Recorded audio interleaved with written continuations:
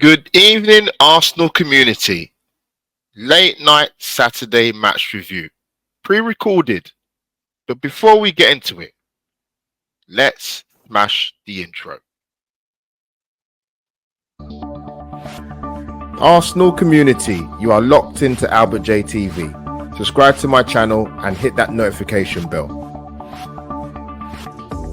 Declan Rice's performance in that quarter-final against France was elite level. Fantastic move personally. It kind of caught myself and probably Arsenal fans a bit left field in terms of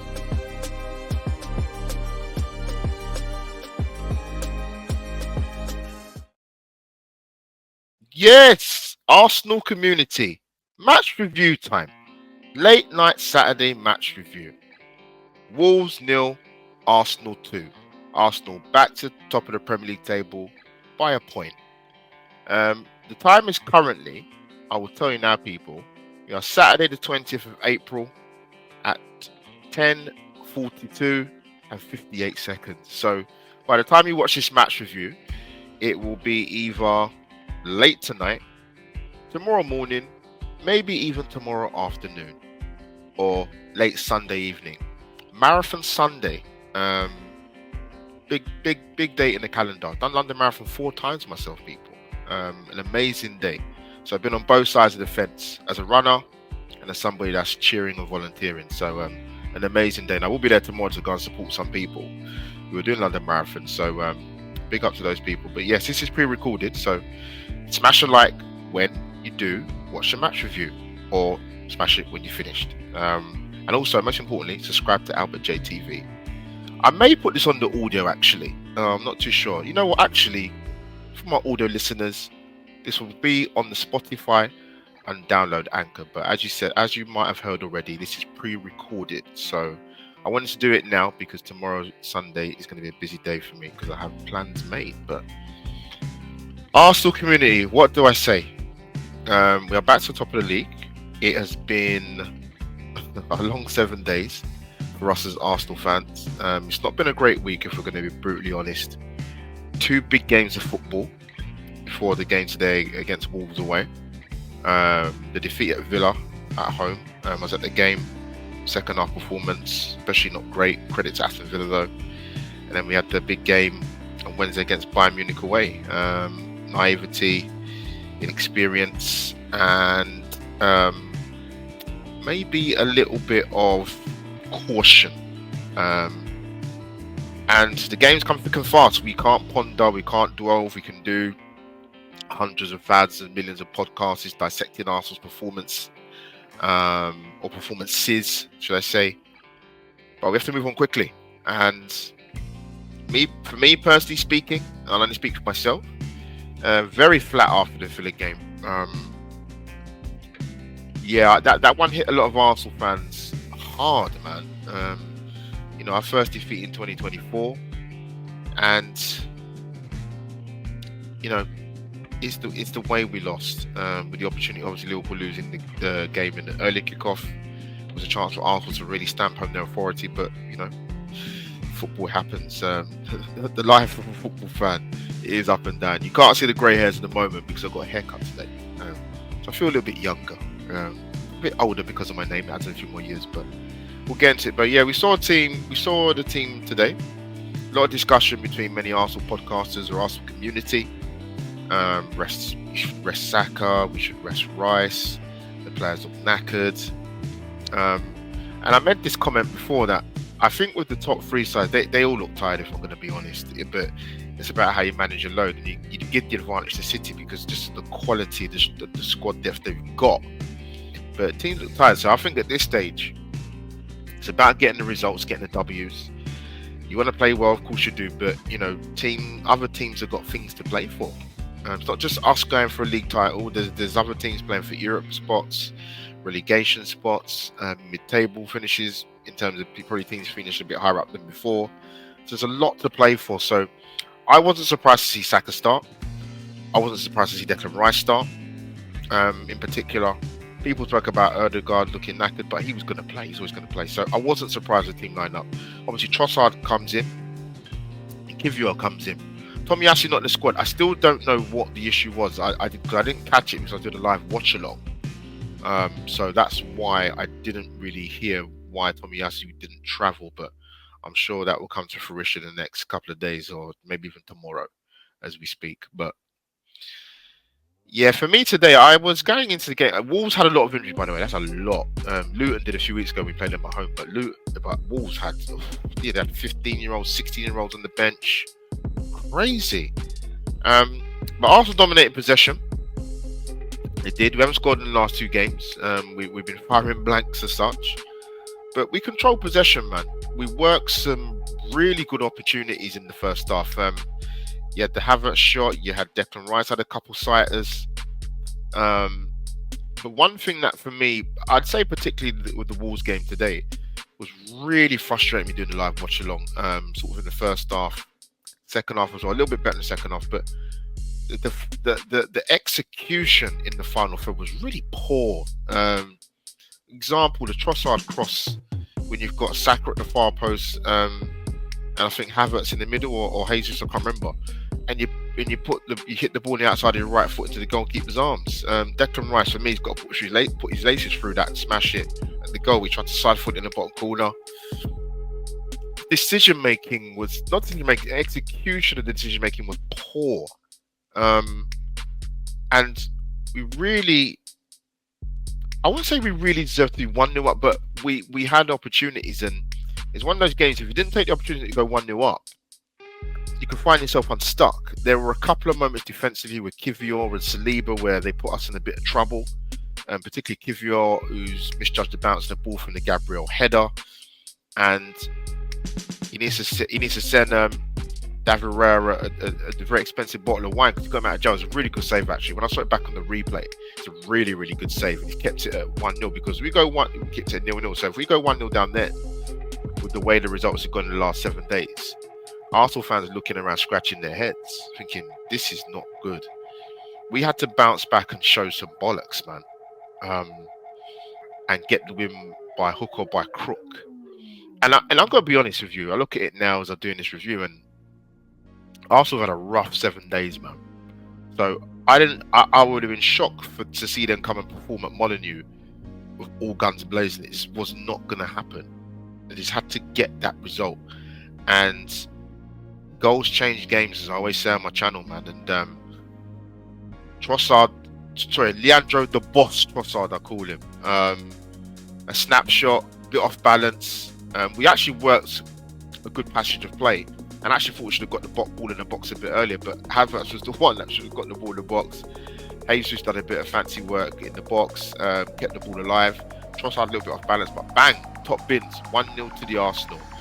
A huge goal, man. We absolutely needed that because we needed to get a foothold. Because going in at half-time 0-0 in a game like that where we need to win and get back to winning ways.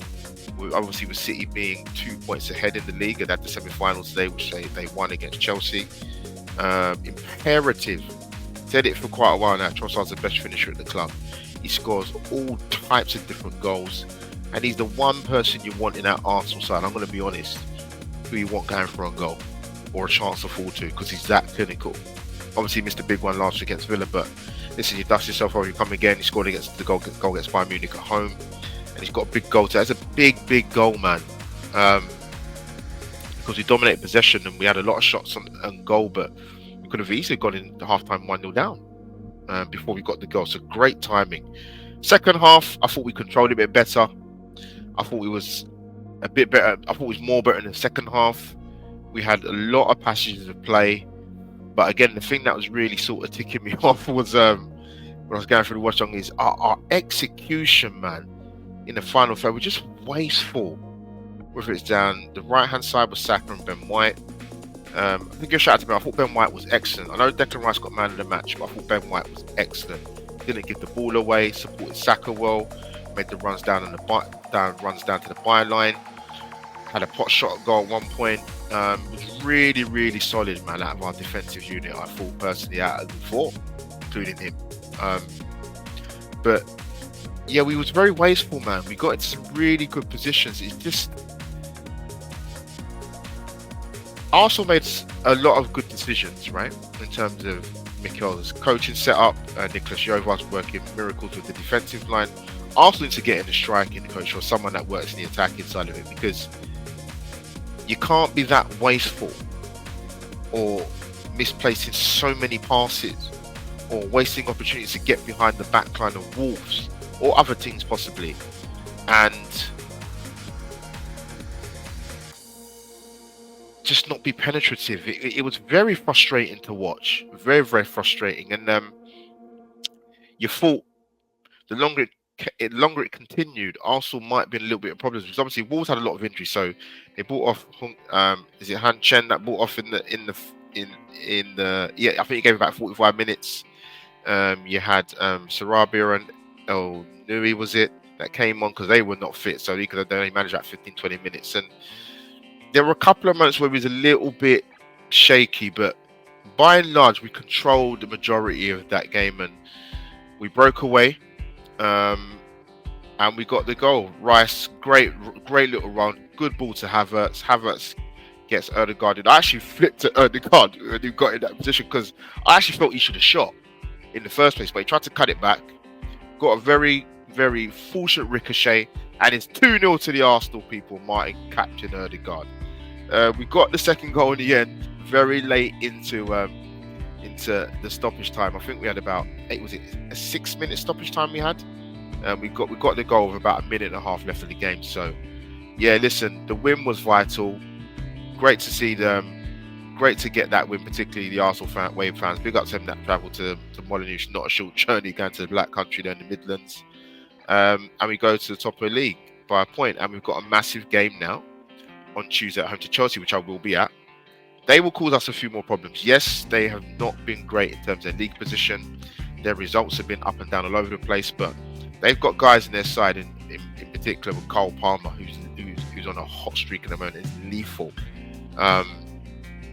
So we have to be careful against Chelsea. We've got a very good record against them in recent years at the Emirates, but we have got to be careful. We cannot be defensively not on point as we have been in the last couple of games. So that needs to change, but just we have to get the win by hook or by crook today. Like I said, show some bollocks. Take it to them, be on the front foot. Yes, you can only play who's in front of you. I know they've got a lot of injury balls, but we had to take advantage and obviously get the win, and we did. Like I said, pivotal moments, key moments. The save from David Raya, the goal from Leandro Boss Trossard, and we capped it off in the end with the goal from Captain Ødegaard. So yeah, Declan Rice got man in the match. I was a bit unsure actually. I thought Ben White was brilliant actually. I thought he was solid. Declan Rice was a bit more of his usual self, a bit off it physically in the last couple of games, but I did think he'd start saying, you know what, I'm not going to grumble. He's been consistent this season, 7, 8 out of 10, man, week in, week out. So he can afford a bad game, just not too many. You've got some important games, man. But listen, Leandro Trossard, what a record, man. I think he's had more sub appearances than start appearances, and to hit double figures for goals. Knowing that you've come on as a sub more times than you started, is a phenomenal output. Mustn't turn our nose up at that. He's obviously in the overlay as well. Deserves it, man. Yeah, we go again on Tuesday. No injuries today, which is key. Coming off the pitch, Party came on for 10 minutes. We obviously brought on Martinelli to try and stretch the game a little bit more. And yeah, we got the win, man. It's been a rough 7 days, like I said, but we're on the move again. The games have come thick and fast. Listen, we've got Chelsea Tuesday, and we have the North London derby on Sunday afternoon, which is going to be a red hot game, man. It's a big game any time of the season we play Tottenham away, but with the way the season's gone, and I said it when we had the big games left in terms of the big teams, i.e.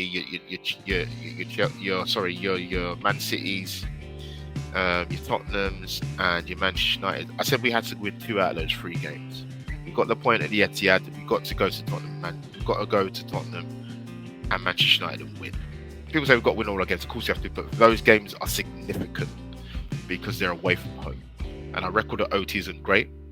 We did a double over Tottenham last season. First win away at Tottenham Premier League in, what is it, about 10 years last season. Odegaard, fantastic performance. And Ramsdale as well, of course. But that's going to be a red hot game, man. I'm going to do a match preview of that with my YouTube Tottenham wife, Holly Agabas, to look out for that. The people, drop your comments down below after a long 7 days. What you thought of the match, your player of the match, and your thoughts for Chelsea on Tuesday by the time you watch this video. Pre-recorded, of course. And I will put it out on the audio. So audio listeners, do look out for this on Spotify and Apple, so you can hear my Southeast London dulcet tones once more again. But people, Arsenal back to the top of the league by a point. City will have 2 games in hand by the time we play Chelsea. And we move on to Tuesday night. Massive game. We've got to really stick it to them, man. They've got some good players, like I said, dangerous players. They've got pace, Jackson, Madueke, Cole Palmer's been on fire. So we've got to be careful. Got to really be careful.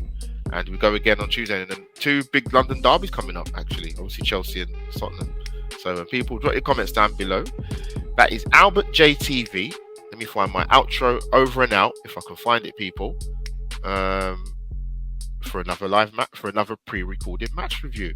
So, like I said, drop your comments down below, smash the like button on the video, and I will see you soon for another set of content coming nearby very soon. Good night, God bless. Like I said, subscribe to AlbertJTV and look out for next content. See you soon, people.